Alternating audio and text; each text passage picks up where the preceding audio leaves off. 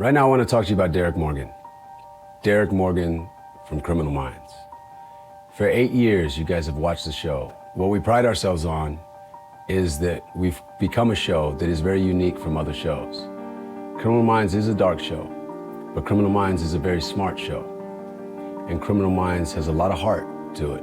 We teach you, we let you look through the peephole into a very dark world, and hopefully when you're done watching our world, you've learned something and you feel better about your lives. And there's 7 characters that make up Criminal Minds that you tune in every week and you root for. There's Agent Rossi, Joe Mantegna. There's Agent Hotch, Thomas Gibson. There's Gene Triplehorn, Agent Blake. There's Agent Derek Morgan. Yours truly, Shemar Moore. There's Agent Reed, Matthew Gray Gubler. There's Agent Giroux, AJ Cook. And then there's Agent Penelope Garcia, my baby girl, Kirsten Bangsley. The 7 of us make up the heroes that help solve the crimes and save the day.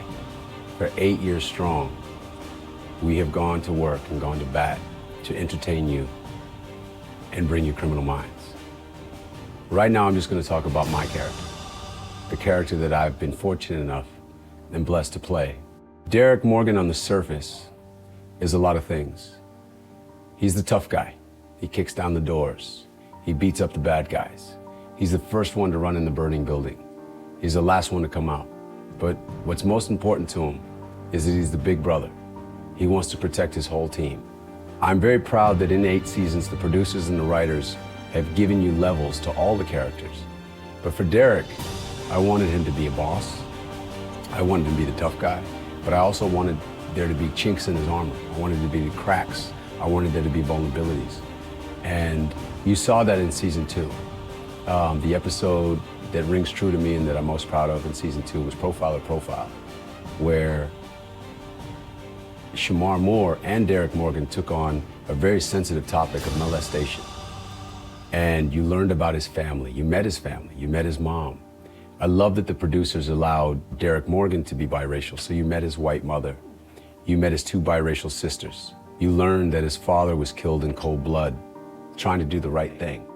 He tried to stop a robbery in a liquor store with his son close by, and his father was killed. And to find solace and to find justice for his father, Derek Morgan grew up to be an FBI agent. Derek Morgan lives a life that I honestly tip my cap to. He's extremely book smart, head of his class at Northwestern, overcame a whole bunch of adversity, and became an FBI profiler, top of his game.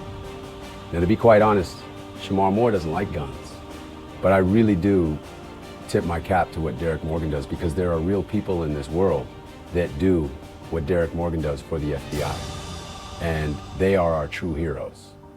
They fight for families that have been victimized and lost their children and lost their loved ones. That's what Criminal Minds is.